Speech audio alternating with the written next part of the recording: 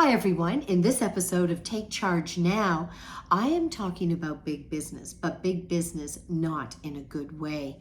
Big business when it comes to fraudsters and scammers and anyone who might be a little suspicious out there trying to get you to part with your money.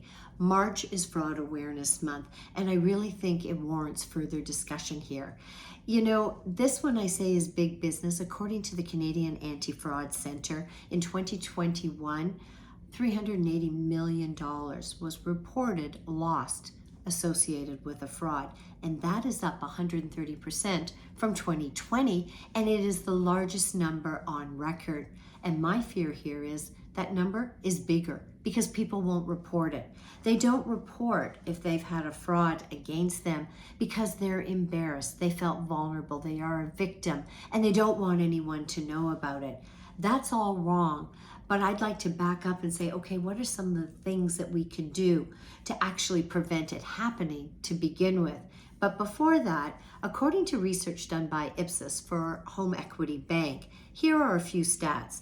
52% of Canadians over the age of 55 report being targeted. 36% say they have fallen victim to a fraud.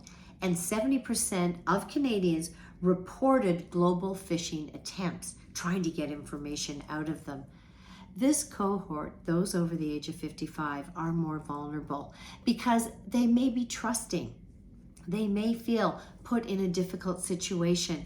And I will often say to them, no is an option. Push back. You should never, ever feel pressure. Don't give out personal information. Don't share banking information.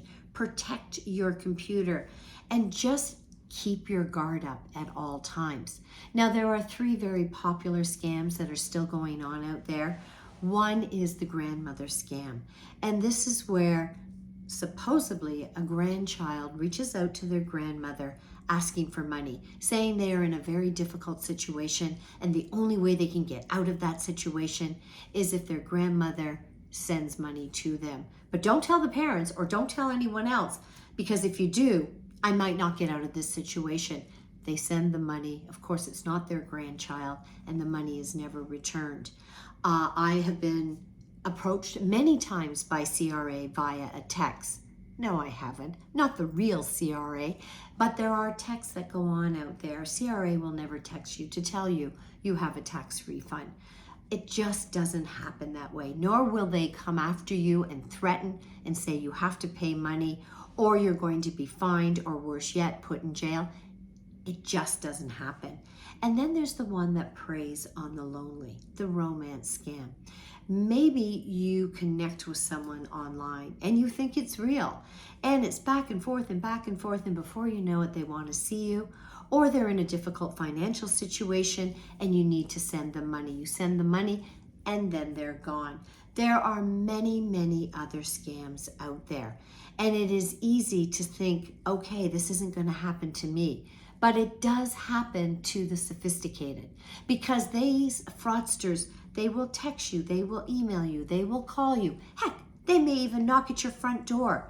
They will find a way to connect. So never ever feel pressure. Stand back and find ways, double authentication on your bank accounts, on your passwords, on your computer.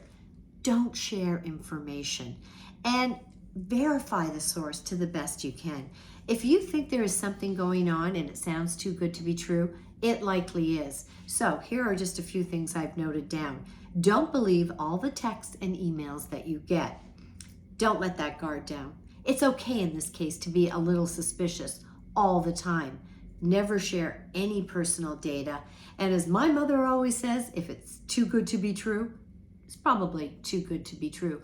Don't respond.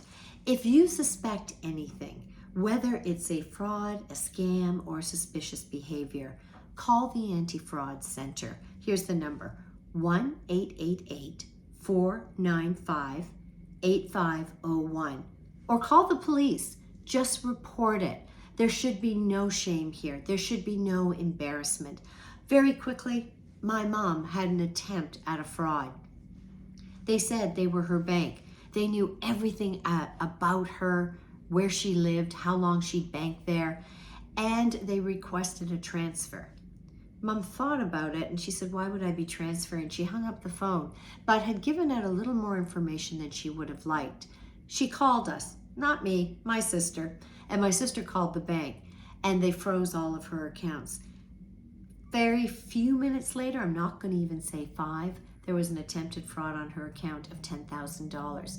Mom was aware enough to know that she didn't give out too much, but just enough that made her feel vulnerable, and she was right to share that. And my sister got on it right away. So the point is, it doesn't have to go to the police, but tell someone. You don't have to sit in silence. This is Fraud Awareness Month, and the only way we're going to get